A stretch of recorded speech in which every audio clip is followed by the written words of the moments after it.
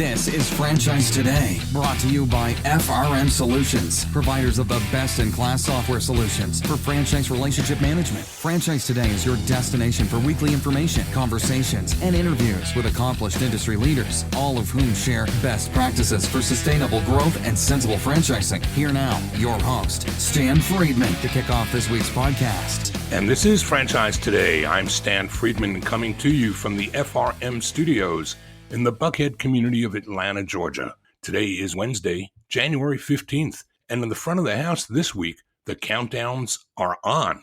IFA 2020 is just weeks away, and I'm sure that, like me, many of you are in the final stages of preparation for this year's convention. We'll be talking about that and more in just a few minutes with this week's guest, IFA President and CEO, Robert Cresanti. But even before convention, the clock is ticking too for your chance to register for the Titus Franchise Center's Mark Ops Franchise Bootcamp at Palm Beach Atlantic University in West Palm. This will be held on Tuesday and Wednesday, January 28th and 29th. This two-day bootcamp will reveal the systems, methodologies, skills, and practices of the leading marketing and operations professionals in the franchise community.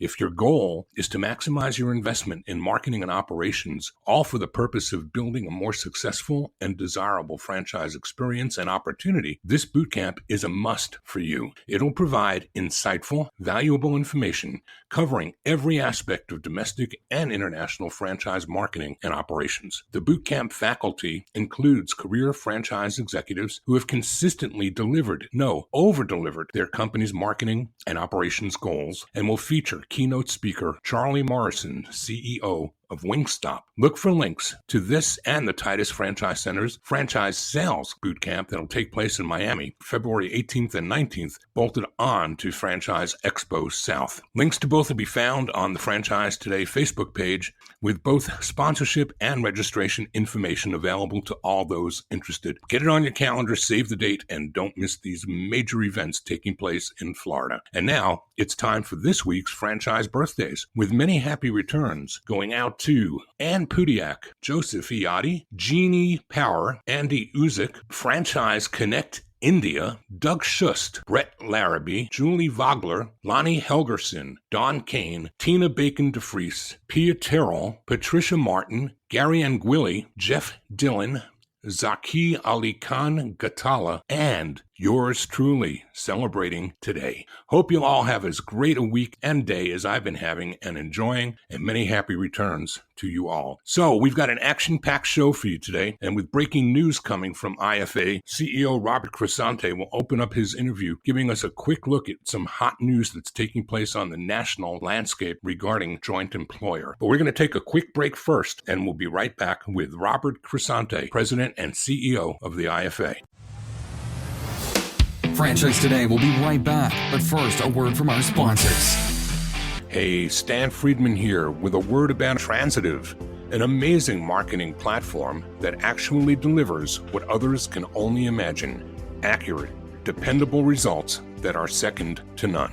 All right, without getting too deep into the weeds, Transitive connects franchisees' customer data from all sources, providing high-octane fuel for their marketing engines. They then deploy machine learning, yes, artificial intelligence, which identifies various customer traits and habits, attributes that would otherwise likely go unnoticed, and it segments these customers into groups. This is important because, as we know, not all customers provide your franchisees with equal dollar value. But wouldn't it be great if they could easily identify who's who? Well, that's exactly what Transitive does. And what's more, it then accurately drives the appropriate offers to each of those customer groups, delivering specific personalized messages to each of the group's customers. Just like that, your franchisees are engaged in laser-focused target marketing, delivering them much more bang for the buck. You've got to see it to believe it, so what are you waiting for? Order up a demo today and tell them I sent you. Find them online at www.transitive.io. That's www.transitive.io. Robert Cresanti is the president and CEO of the International Franchise Association, the world's oldest and largest organization representing franchising.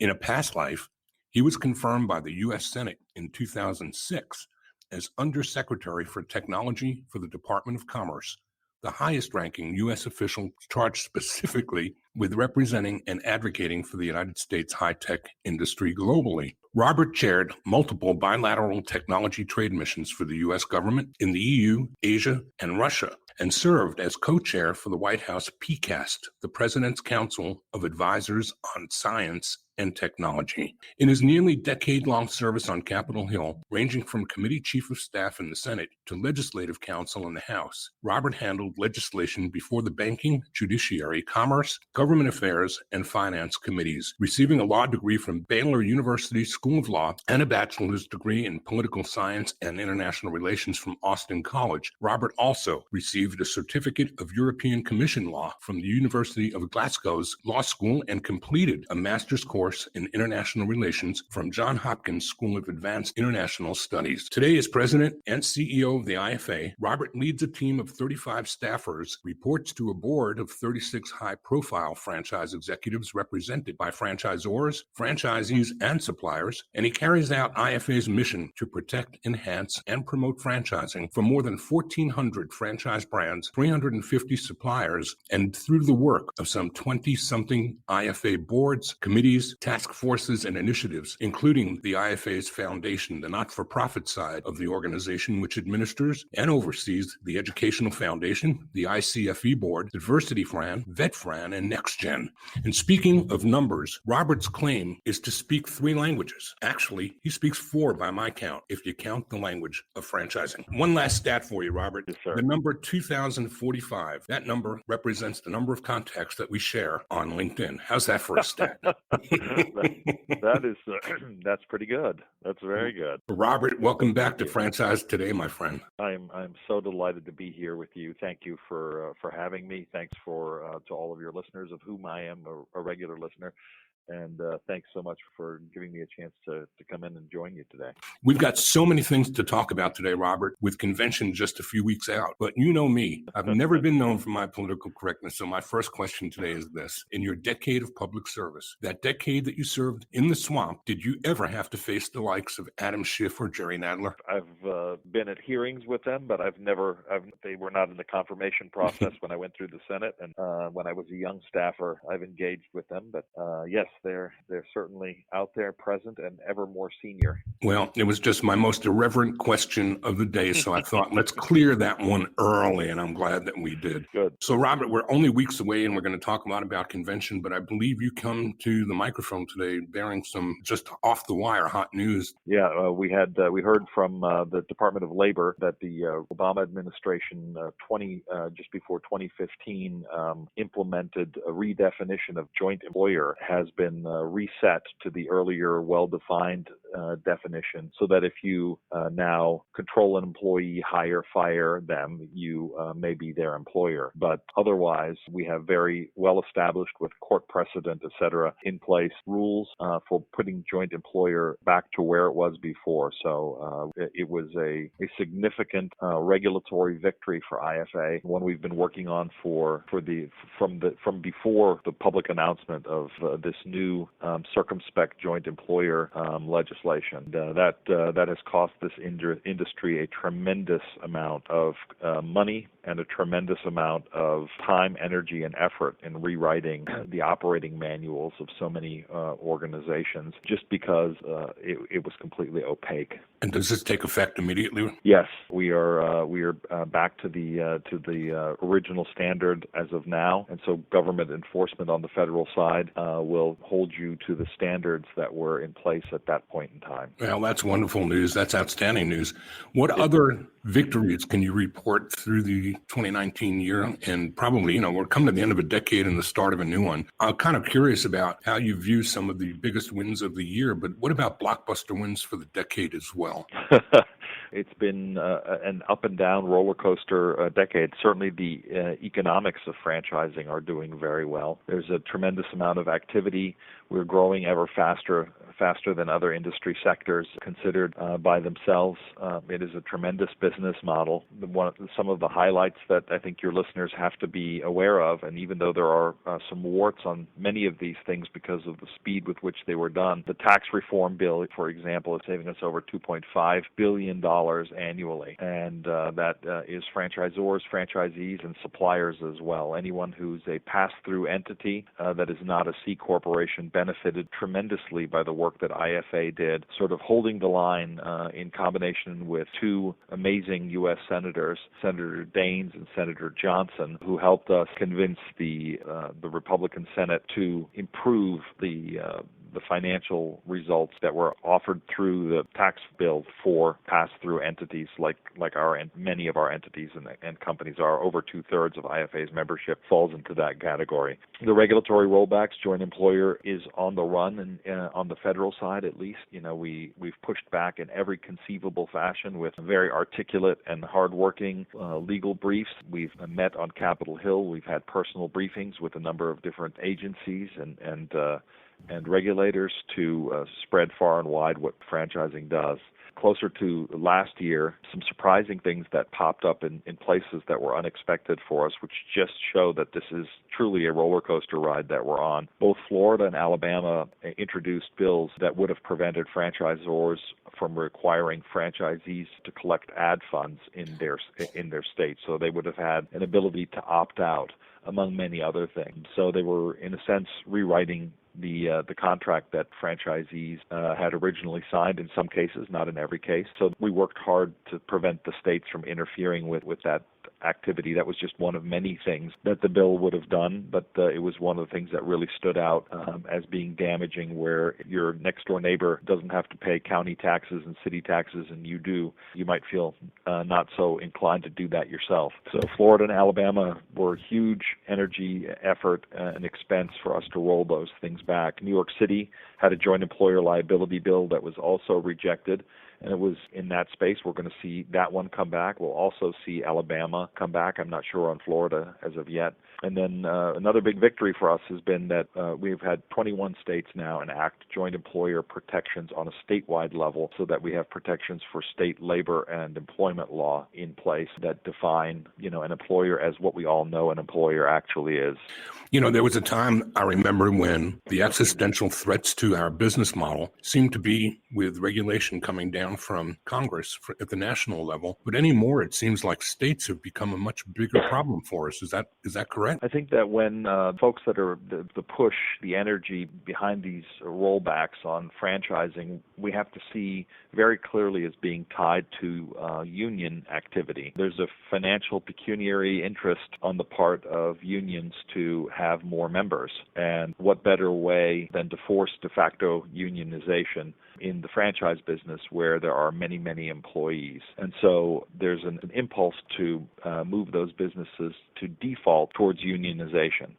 And so that is one of the big activities. When President Obama was in the office and it was getting closer to the end of his term, he was looking to do politically extravagant things, I think, in some regard, and he began to move more and more towards that worldview, that he was trying to make sure that those unions who'd been loyal to him throughout got what they wanted, and that was employees by category in the United States delivered on a de facto silver platter. And so efforts began that way. When Donald Trump was elected, the steam went out of that process and it began to move to the states. And so that's why we're beginning to see these same articulations happening in California, New York, New Jersey, Illinois, Washington State, Oregon, and we'll see those things continue to happen there. As you remember, Stan, better than anyone, we had a very hard time in Washington State where the city of Seattle decided to have a minimum wage in place that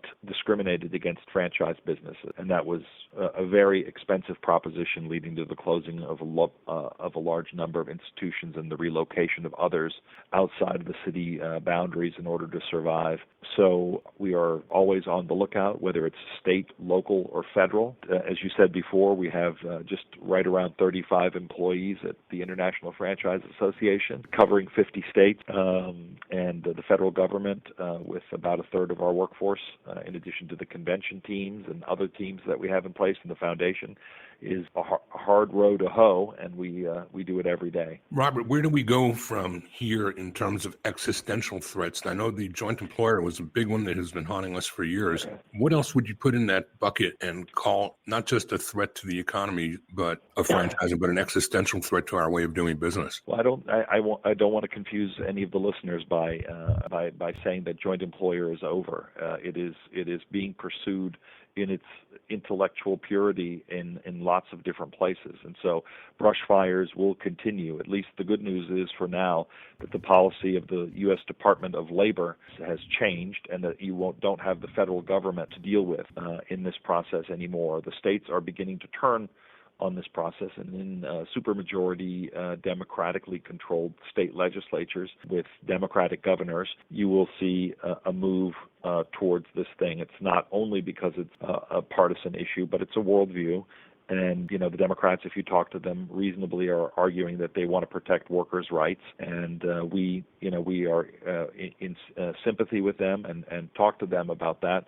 But the way they want to go about it sometimes is a little bit more than destructive of businesses. It leaves real harm in its wake for the very people who risked everything to own a franchise and put business into existence, because in actual fact they did build this business and will build this business. So I think there's a lot that's out there. The bad news, I think, for all of us is that the 2020 presidential election candidates, there's a piece of legislation which may well be in the next Congress, H.R. 1. It's called the PRO Act, which is going to literally wipe us off the map. The PRO Act is expected to pass the House of Representatives. It has all kinds of wish lists of things that the unions have been pushing for. It basically codifies the 2015 BFI standard under joint employer, which is our top concern, and it codifies it into law. So now that the Department of Labor would no longer have the ability to interpret what the meaning of the old definition is. It codifies the ABC test for independent contractors, which is what's happening in California right now, into law. And then it changes definitions for supervisors. It codifies what's called the persuader rule. It limits mediation and arbitration provisions, increases penalties, codifies opportunities for people who want to have secret union elections. In other words, you have to declare yourself publicly in a union election, which they think, which I think I would certainly don't want my vote about anything cast publicly, and so it takes away the right for people to vote in private as to whether or not they're in favor or against a union. It basically eliminates right to work laws in many of the states that have grown the fastest in the United States, et cetera, et cetera, et cetera. It goes on. It literally has about 30 different provisions that have been in, and every single member of the Democrats is likely at this point to support that bill. As from what I've heard, I have not heard anyone standing up and saying that they will not support the PRO Act.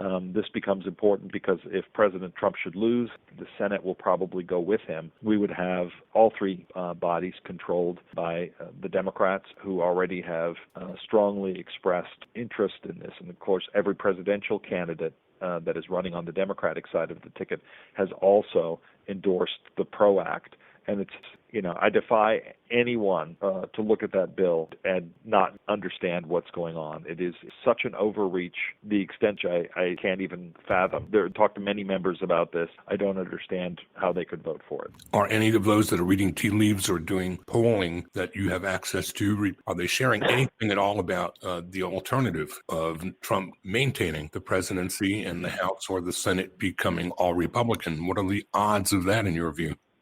Well, the Senate, Republican control of the Senate stands on a razor's edge. They are working very hard, from what I understand, as are the Democrats, to take control. I think the presidential races and presidential approval tends to swing these very close types of races.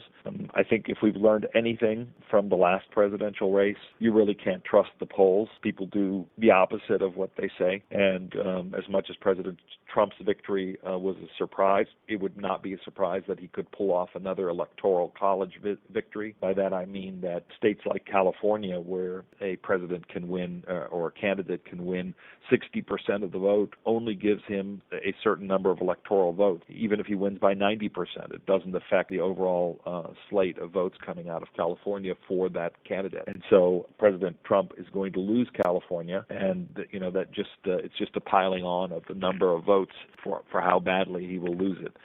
The question is, for the Democrats, which of the states that voted for President Trump the last time are they going to take away this time?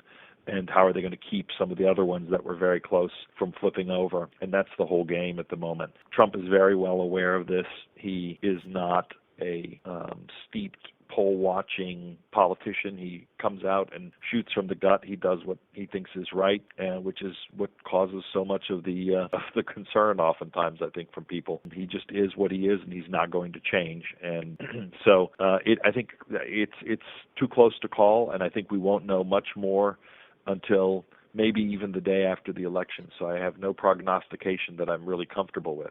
We're going to talk about the convention on the other side of our break, but before we take that break, just one last question on your view of the economy as it stands today and franchising's place in it. We've always, until I guess 07 or 08, we've always seen recessions help franchising as a way of doing business. Of course, that changed when access to capital was problematic for us at the same time as that recession hit. But the economy today is so strong, unemployment virtually zero, and yet franchising continues to thrive. And how do you view that going into this next decade? Will it continue? We have a tremendous labor shortage at the moment. And when you talk to everyone, just as you alluded to before, access to capital having been a prime concern earlier, now we have a circumstance where access to qualified labor or even trainable labor is an extraordinarily difficult thing to do. And we've been talking to, I was visiting with Ivanka Trump in her office with some other business leaders, some time ago, and we had a conversation about creating some kind of apprenticeship programs and so forth. And I think that the Department of Labor, which now has new leadership coming into it with Secretary Scalia, joining the Department of Labor as its new leader. Hopefully we'll get a chance to have some movement in that regard moving forward so that the skills that people are picking up while they're working in franchise systems become accreditable and trainable and transferable to other positions. That's sort of done as a matter of convenience now, but it's not a well-articulated process, and I think that more can be brought to that.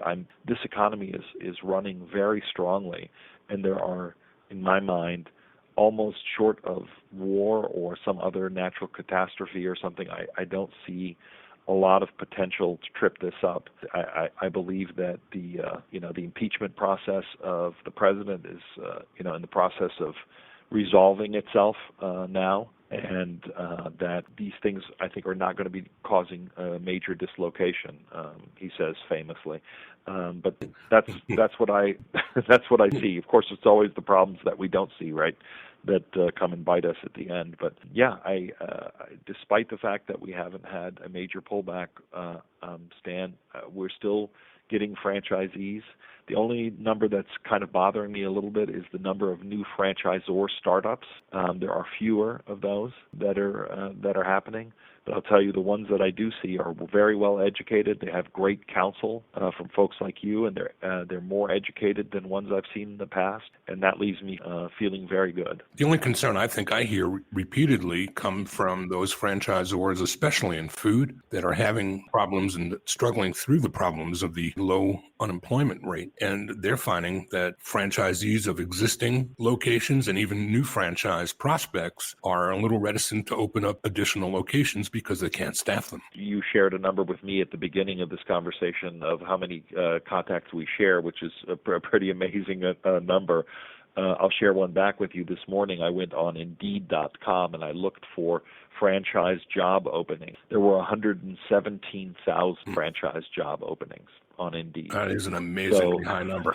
Let's take a quick break, and when we come back, let's take the rest of our time together to make certain we give a great big educational plug to the convention upcoming. For those who may not yet have registered, you're getting dangerously close to missing if you don't. So let's talk some about that after we come right back with Robert Cresanti, the president and CEO of the International Franchise Association. We'll be right back. Franchise Today will be right back, but first, a word from our sponsors.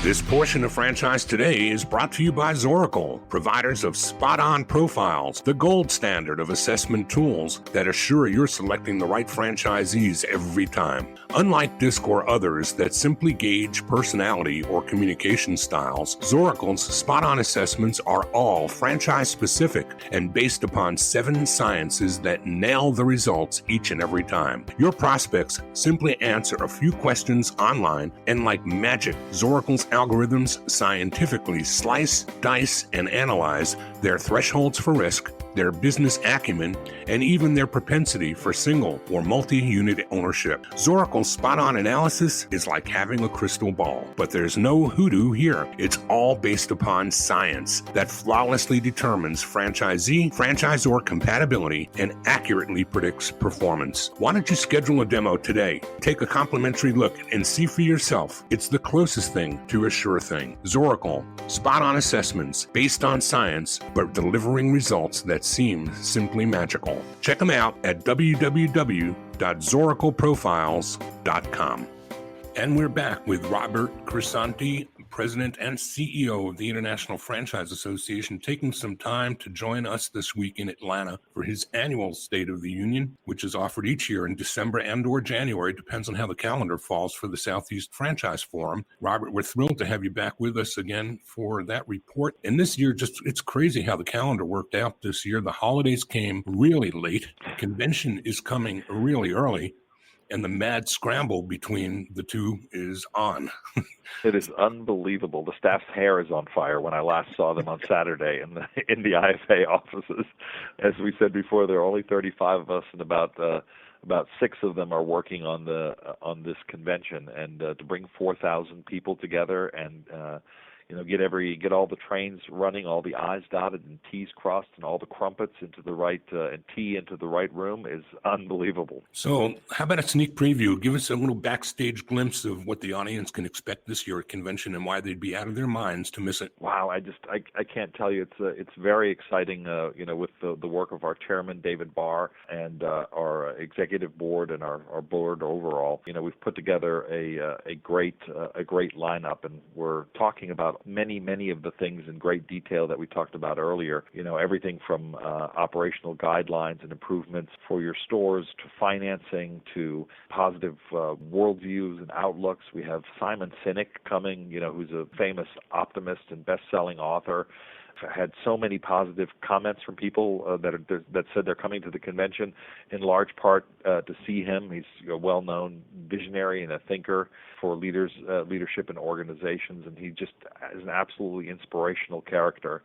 And then speaking of inspiration, as the closing speaker, we have Trent Shelton, who's a former NFL player who played for the Indianapolis Colts and the Redskins and the Seahawks. And he's also a motivational speaker on your purpose in life and breaking free from toxic environments, which he certainly knows a lot about. And he's an author and founder of Rehab Time, which is another organization that promotes positive change in bad environments.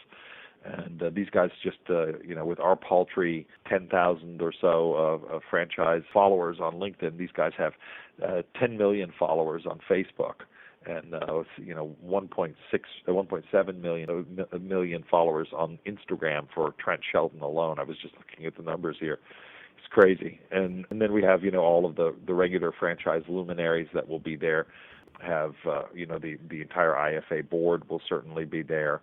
We have the CEO of Burger King coming. We have a bunch of other folks that were going to be speaking and visiting with us throughout the convention, and then our usual symposium. So I'm just very excited. It should be very fun. My small contribution to the convention as a member of the convention committee this year. Yes, that's right. I was really excited to see that we are changing up the podium puke, where Yes. people at the front of the room boring you to tears with 100 PowerPoint slides. This year, we've got workshops. We've got interactive and engaging sessions that are going to really bring the audience into the conversation instead of just listening to 3 or 4 people from the front of the room, who I'm sure are all accomplished. Nonetheless, engagement and interaction is what people take their take-home value from. And I know the session that I'm going to be involved with is going to be in that kind of a forum as opposed to just sitting up in classroom style and listening.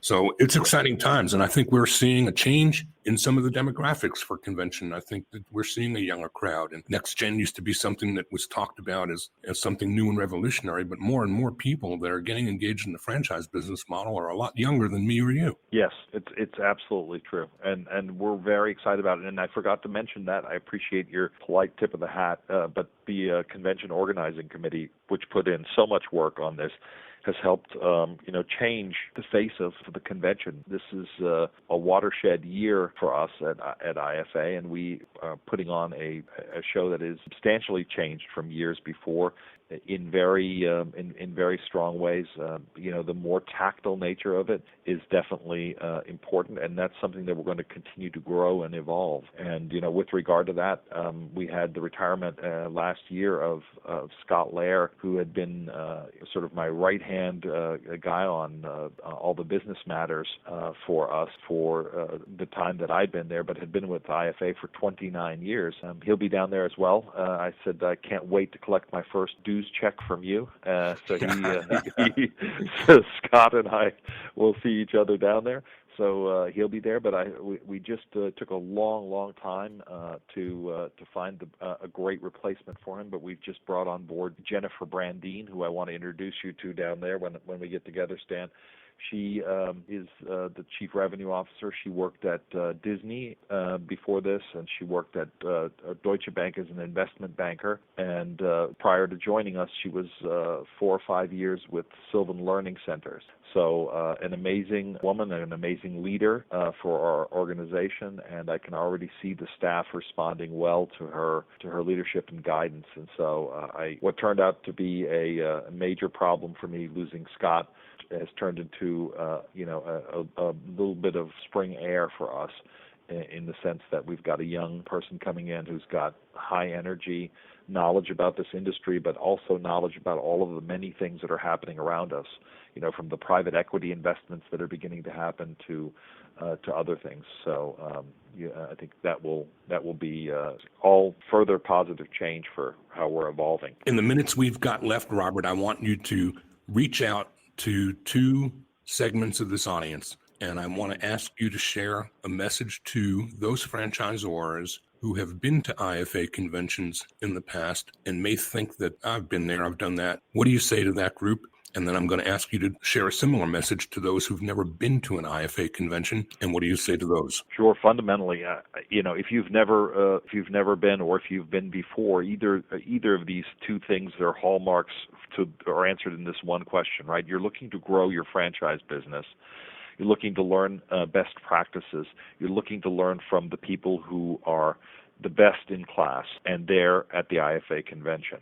There's no better place than to meet them, and that's where I go to meet them every year. So it's for the folks that I don't see regularly, and that's many of you. Even Stan, you and I only see each other sporadically, but this is a place where you can really learn. It is a little bit like learning to drink from a fire hose. So for the new people that are coming for the first time, there are tracks that we've built for you electronically on an app that you can register on.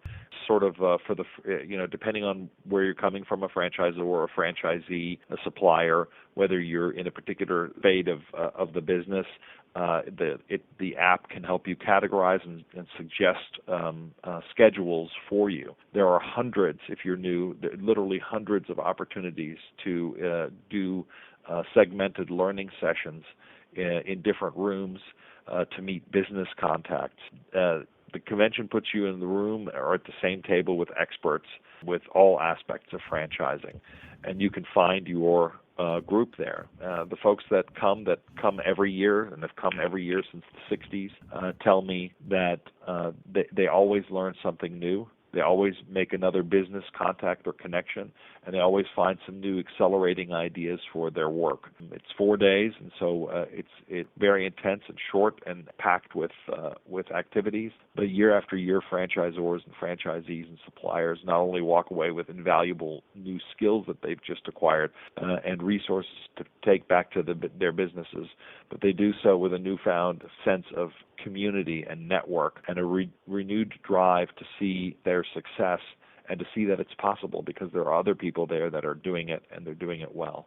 I would throw in on top of your very cogent point about the tracks, I would also encourage franchisors to make a plan for the exhibit hall as well. There are over 350 suppliers. Don't walk into that room without having a mission for what you're there to accomplish, because you will quickly become overwhelmed and wind up missing people that you should talk to and talking to people that you didn't need to talk with. So plan that as well. Robert, we're at the place where I have to ask you if there's anything left that I didn't ask you that you wished that I would. No, I just wanted to say thank you for highlighting the convention floor. I'll be there with the entire board of IFA's directors walking through and visiting, because if you want to learn something, those people that are exhibiting in those booths have many answers to the questions that you're seeking answers for, and even if it's not directly related to the product that they're actually representing there at the moment. All of these folks are steeped franchise executives, and they will be able to help you make some other contact. So I'm really looking forward to it. Stan, thank you so much for your time today, and I'm happy to be available to you or any of your listeners if they want to reach out to me and see what questions I can answer for them. Thank you. Robert, why don't you give your contact info in that very spirit? Yep. It's Cresanti, RCRESANTI @franchise.org is the easiest way to reach me. Can't thank you enough at this busy time of year for carving out some time today. Look forward to seeing you at the Southeast Franchise Forum tomorrow. Our guest today has been Robert Cresanti, President and CEO of the International Franchise Association. Thank you again, Robert. Thank you. Hey, I could fill hours talking to Robert, and we'd still be just scratching the surface. What a great guy and a competent leader. Next week, we'll be talking to Jason Anderson, President of United Franchise Group's Venture X. Until then, please remember to subscribe to Franchise Today at Blog Talk Radio, and that you can download us from iTunes, TuneIn, Stitcher, or virtually any place that podcasts are found. Remember, too, to ask Alexa to play the latest episode of Franchise Today. Please like us on Facebook, and let me hear from you with recommendations for guest interviews and any thoughts or comments you'd like to share. You can find all my contact info on my LinkedIn profile. So until next week, I'm Stan Friedman. I'm wishing you the best, the very best of all things franchising. And Franchise Today is out. Franchise Today is a production of FRM Solutions, providing best-in-class CRM tools to empower relationships with prospective and existing franchisees. No excuses, just solutions. Find them online at frmsolutions.com. Join Stan every Wednesday at noon Eastern for another live episode of Franchise Today. Or, as always, download episodes on demand at blogtalkradio.com or iTunes.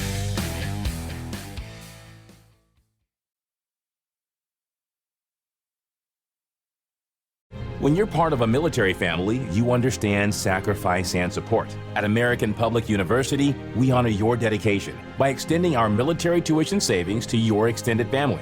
Parents, spouses, legal partners, siblings, and dependents all qualify for APU's preferred military rate of just $250 per credit hour for undergraduate and master's level programs.